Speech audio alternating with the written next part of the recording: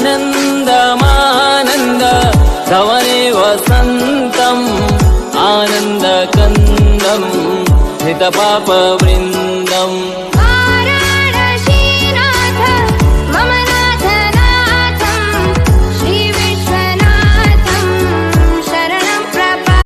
सानन्दमानन्द धवने वसन्तम् आनन्दकन्दं हितपापवृन्दम् वाराणसीनाथ मम नाथनाथं श्रीविश्वनाथं शरणं प्रपद्ये।